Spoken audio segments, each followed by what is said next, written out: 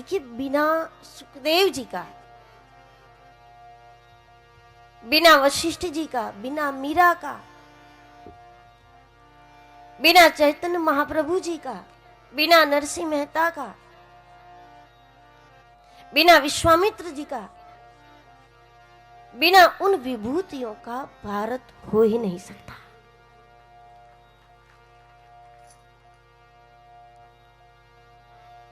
यह भी ठीक नहीं लगता कि कलयुग के सुखदेव जी या द्वापर के सुखदेव जी, त्रेता के सुखदेव जी, सुखदेव जी होते हैं, फिर वो सुखदेव नाम धारण करके आ जाते हैं, या फिर डोंगरे जी महाराज नाम धारण करके आ जाते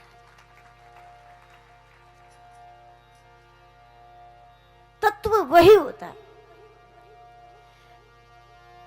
बिना ऐसी विभूतियों का हिंदुस्तान हो ही नहीं सकता,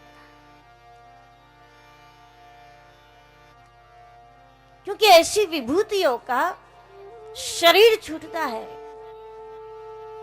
लेकिन काम की गति नहीं छूटती, जबकि सामान्य मनुष्य का शरीर रहते ही काम की गति समाप्त हो जाती है। कोई 50 में बोल देंगे अब मेरे से कुछ होता नहीं, कोई 60 वर्ष की उम्र में बोल देंगे अब हम कुछ नहीं कर सकते। मतलब शरीर के रहते ही हमारी कार्य की गति समाप्त हो जाती है, और ऐसे महापुरुषों का शरीर छूटने के बाद भी उनके काम की गति अविरत बनी रहती है, क्योंकि गति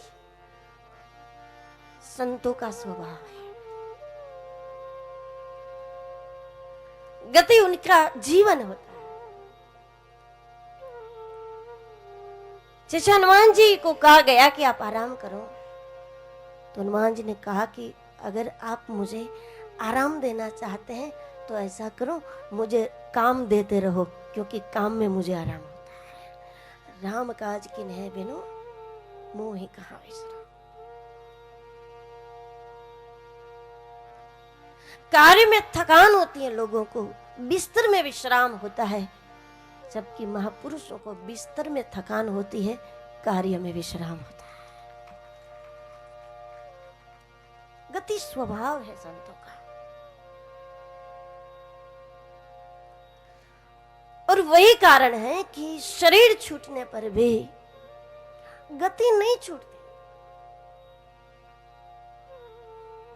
बिना ऐसी विभूतियों का यह देश कभी नहीं, पहले भी नहीं था, आज भी नहीं है।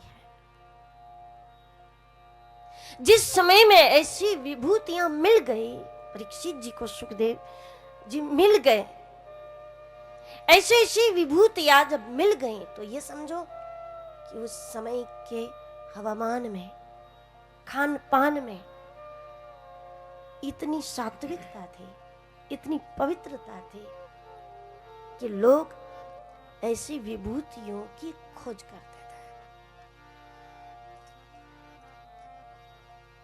क्योंकि जब जिज्ञासा होती है, जिस प्रकार की दिव्य जिज्ञासा होती है, तो दिव्य मिलन होता है। अगर हमारी जिज्ञासा दिव्य नहीं होगी तो कोई दिव्य विभूतियां, कोई दिव्य महापुरुष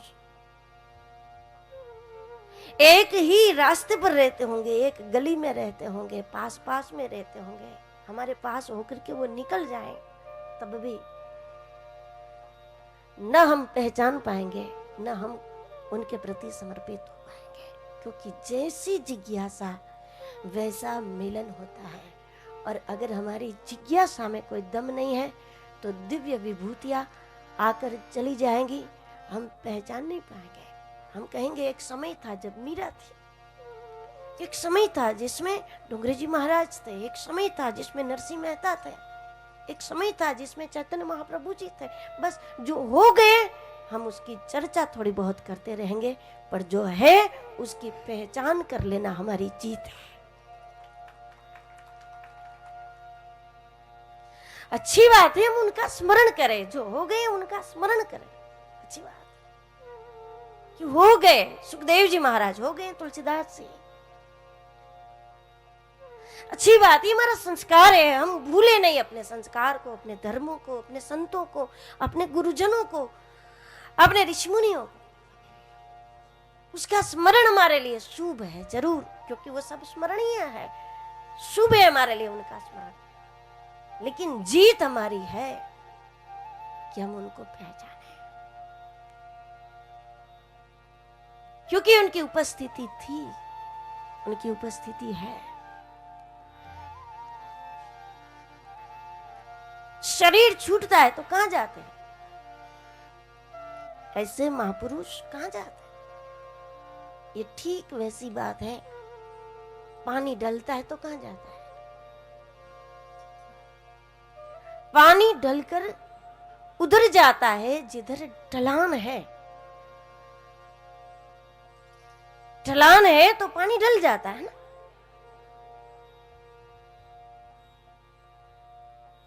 ऐसी विभूतियां, ऐसी अद्भुत शक्तियां जब एक शरीर से निकलती है, उनकी समाप्ति का दिन है, उनका विशेष प्रागट्य का दिन होता है। जिस दिन समाते हैं उस दिन वो ये समझो प्रकट होते हैं।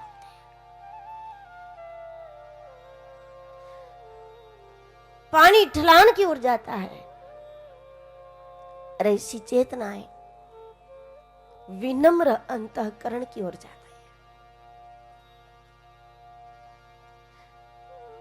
जितना सरल, सहज और विनम्र हमारा अंतःकरण होता है, उतना हम ऐसे अलौकिक प्रवाहों को अपने में अर्जित करते हैं।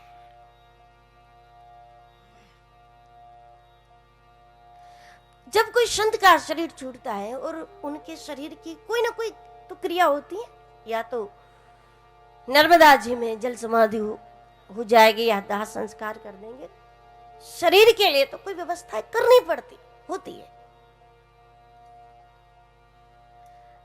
वास्तव में ऐसे महापुरुषों की समाधि कोई एक स्थान पर नहीं होती है, वो तो शरीर के लिए एक व्यवस्था है। लेकिन वो समाधि स्थान स्थूल दृष्टि से ठीक है, क्योंकि वंदन करने के लिए कोई एक जगह चाहिए, तो वो स्थान बनाया जाता है। जिन लोगों ने अपने अंतःकरण में, अपने जीवन में उनको अपना आदर्श समझकर या अपना गुरु समझ करके उनके आदर्शों को, उनके गुणों को अपने जीवन में जिसने अपने भीतर उतार लिया है, ऐसे अंतःकरण के शिष्य होते हैं। जिसने गुरुत्व को पी लिया हो पूरा पूरा, वो घूमती हुई समाधि बन जाता है। जो पी लेता है गुरुत्व को, जो उतार लेता है अपने में, जो गुरुत्व का पूरा पूरा आनंद प्राप्त कर लेता है, फिर वो घूमती हुई एक समाधि बन जाती है। जिसने चेतन को पिया है, फिर उसका नाम जो भी हो, लेकिन उनके भीतर काम करने वाला तत्व दूसरा नहीं होता।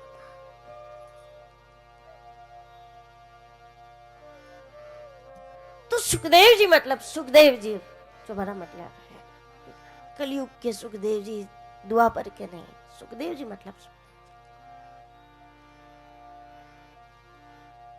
अभी बापू ने बताया, जब राम कथा हुई थी उसी समय पता चला, ये बात सुनने को मिली कि पूज्य महाराज श्री ने 33 कथाएं यहां पर की है। 33 वर्ष तक भगवान करे जिस समय जो कराना चाहेंगे आगे, लेकिन उसी समय यह भाव बना था कि श्रीमद् भागवत कथा नर्मदा जी के किनारे पर हो और मालसर धाम में ही, कि इसके पीछे कोई उद्देश्य नहीं है, कुछ भी नहीं। ऐसा कुछ भी नहीं है कि इस कथा के द्वारा ये बनाना है, वो कुछ भी नहीं है। हमें अपना आनंद बनाना है, बस जीवन बनाना है। क्योंकि जीवन बनता है जिसका, उसी के द्वारा फिर जो भी कुछ बनता है वो सही बनता है, वो श्रेष्ठ बनता है, जो अच्छा बनता है। जब तक जीवन निर्माण के लिए हमने कुछ नहीं किया है तो फिर हमारे द्वारा क्या निर्माण होगा? होगा जरूर कोई ना कोई, लेकिन उसमें कोई दम नहीं होगा।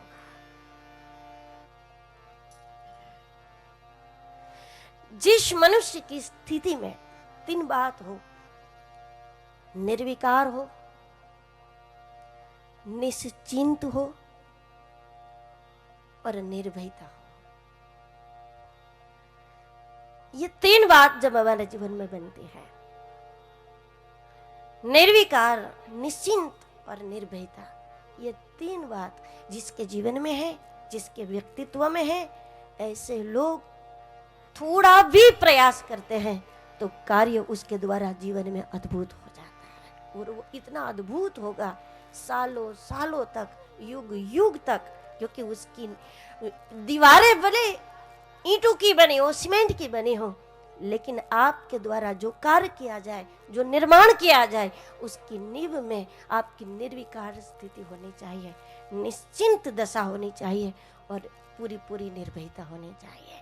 ये तीन बात जब आपके, हमारे मनुष्य के जीवन निर्माण में जब ये बात, तीनों बात जुड़ जाएगी, ऐसे लोग इस दुनिया में जो भी कुछ करेंगे वो कार्य अद्भुत होगा और वो सालों सालों तक बना रहेगा। विकृत स्थिति में किया गया कार्य भव्य हो सकता है पर वो क्षणिक होगा। चिंता की स्थिति में किया गया काम, भय की स्थिति में किया गया काम, ऐसा वो विकृत व्यक्ति भी बड़ा काम कर लेता है ना कभी कभी, ये तो उसकी विकृति। अगर किसी को चक्कर आ जाता है और मंदिर की सीढ़ी पर गिर जाते हैं तो दंडवत थोड़ी मानते हो, तो उसकी बीमारी हुई। निश्चिंत जिसकी अवस्था नहीं है, विकृत स्थिति में, चिंता की स्थिति में और भय की स्थिति में भी शायद आपके हाथों से होने वाला है, लिखा हुआ है, तो आप कोई बड़ा काम कर लोगे। दूसरों की देखा देखी में आप भी ये सोचोगे हम भी कम नहीं है, हमारे पास भी बहुत कुछ है, हम भी ये सब कर सकते हैं। किसी ने किया है इसलिए आप कर लो कोई बड़ा काम, कोई बड़ा निर्माण, कोई बड़ा कार्यक्रम। पर विकृत स्थिति है, चिंता की स्थिति, भय की स्थिति, उसमें आप जो भी कुछ करोगे स्वयं को आनंद नहीं आएगा। आपने जो किया वो कभी भी नष्ट हो जाएगा और जो भी कुछ करोगे वो स्वयं पर बोझ बनेगा। देखो दुनिया में करोड़ों लोग ऐसे हैं, कुछ न करना भी उसके लिए मुश्किल है और कुछ करना भी उसके लिए मुश्किल है।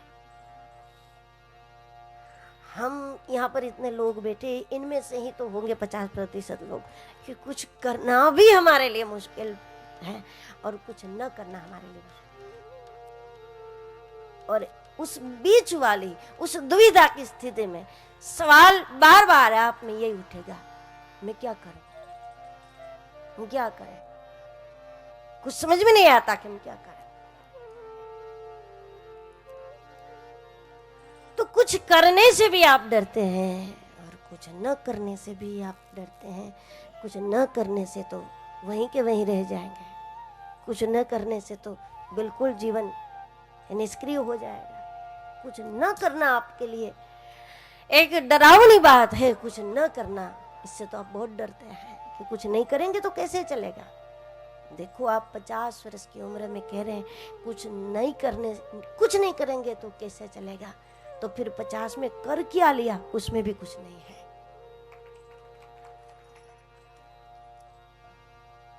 क्योंकि जब तक स्थिति निर्विकार नहीं है, हमारे महापुरुषों ने, हमारे ऋषि मुनियों ने निष्क्रिय होने की बात कभी नहीं कही, लेकिन निश्चिंत होने की बात हमेशा कही है कि जो भी करो निश्चिंत स्थिति में, निर्विकार में और निर्भयता में फिर जो भी कुछ करोगे वो सब सही होगा, सब सही होगा। इस प्रकार के जीवन का एक बार निर्माण हो जाएगा, फिर देखो आपको कुछ भी करने का संकल्प नहीं करना पड़ेगा। आप जो भी कुछ करोगे वो हर कार्य आपको आनंद देने वाला है।